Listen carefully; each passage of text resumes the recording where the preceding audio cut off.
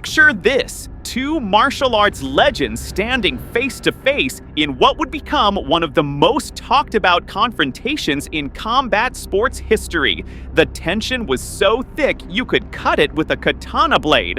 When news broke that Chuck Norris and Sammo Hung would finally settle their rivalry in the ring, the martial arts community went absolutely wild. This wasn't just another fight. This was the collision of two completely different fighting philosophies, two contrasting styles that had been brewing for years. The backstory? Both men had carved their names into martial arts legend through different paths. Norris, the methodical Tang Soo Do master who dominated competition circuits for years, versus Hung, the acrobatic kung fu virtuoso from Hong Kong's golden age of martial arts cinema. Their mutual respect had always been tinged with the question, who would win in a real fight? Norris entered the arena like a predator stalking prey. His reputation preceded him. This was a man who could maintain devastating pressure for rounds on end. Standing 6 foot with the lean, muscular build of a dedicated martial artist, Norris represented discipline incarnate. His strengths were absolutely terrifying to opponents. Norris's kicking ability was legendary. Those legs were like baseball bats wrapped in human skin. His footwork was methodical perfection, allowing him to cut off angles and trap opponents against the ropes. The man had conditioning that seemed almost supernatural, honed through years of tournament fighting, where mental toughness meant everything. But here's where it gets interesting. Norris's greatest strength was also his potential weakness. His style relied heavily on forward pressure and overwhelming opponents through relentless attacks. He was a systematic destroyer, preferring to break down opponents through accumulated damage rather than single spectacular techniques. This approach had served him well in tournaments, but against a fighter with superior agility and unconventional angles, it could become problematic. Norris's tournament background meant he was used to fighting under specific rules, traditional point sparring and controlled kickboxing matches. Real combat against an unpredictable Hong Kong-trained fighter demanded different adaptations. His conditioning, while excellent for sustained pressure, hadn't been tested against the chaotic, multi-directional assault of classical kung fu. When Hung stepped into the arena, you could feel the atmosphere shift. This wasn't just another fighter. This was a man who'd built his reputation in the brutal world of Hong Kong action cinema, where fight choreography was tested through full contact rehearsals. His 5'6" frame carried deceptive power that came from years of Peking opera training and countless real martial arts encounters, not just show. Hung brought something Norris had rarely faced: unpredictable angles combined with explosive power. His northern and southern kung fu background gave him weapons from directions opponents didn't expect: spinning techniques, low sweeps, acrobatic kicks, and those devastating close-range strikes. His experience in Hong Kong's stunt industry spoke volumes. Hundreds of fights choreographed and executed with full contact intensity, with a style that combined traditional Chinese martial arts with street fighting practicality. The man's agility was legendary despite his stocky build. Stories circulated about his training at the China Drama Academy, grueling days that started before dawn, thousands of repetitions, the kind of preparation that created warriors disguised as performers. Hung could change levels and angles with breathtaking speed, something that gave him a massive advantage against linear fighters.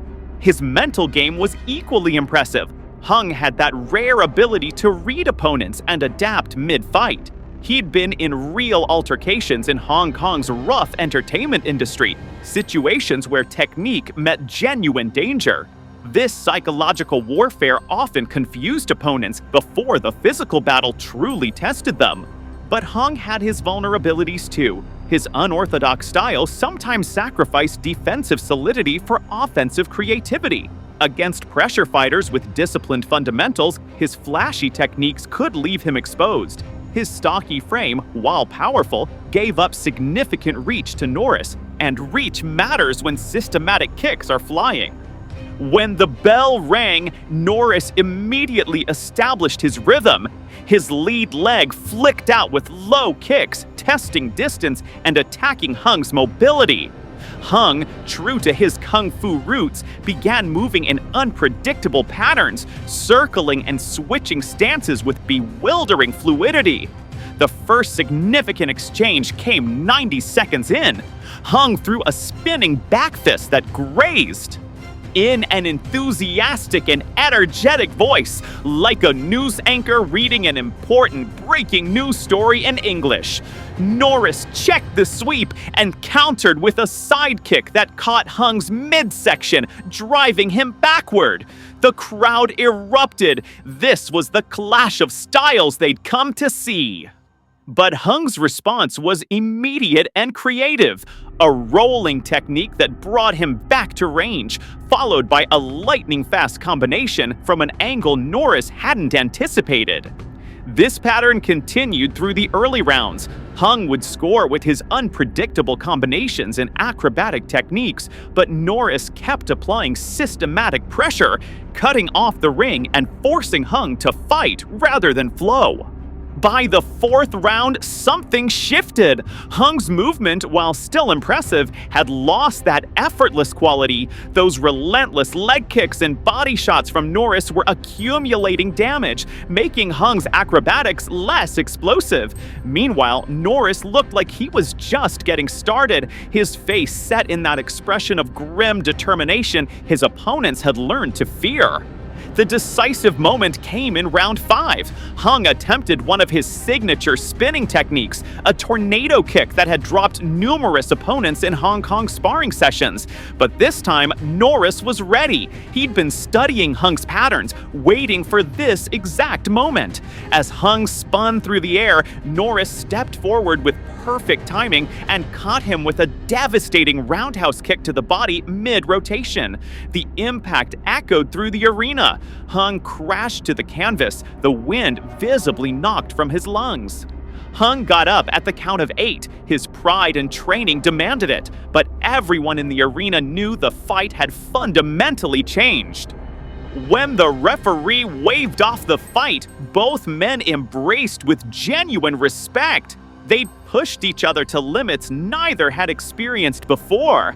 Hung had shown that his kung fu techniques and acrobatic skills were every bit as dangerous as advertised. Norris had proven that his reputation for systematic destruction and iron conditioning was well-deserved. But in the end, Chuck Norris won by technical knockout in the 8th round.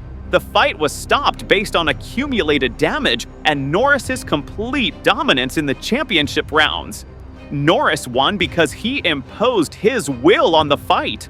While Hung had moments of brilliance and showcased incredible technique, Norris controlled the overall pace and direction of the battle. His systematic leg kicks and body attacks that seemed manageable in early rounds became fight-changing factors as the contest progressed, systematically destroying Hung's mobility and explosive power.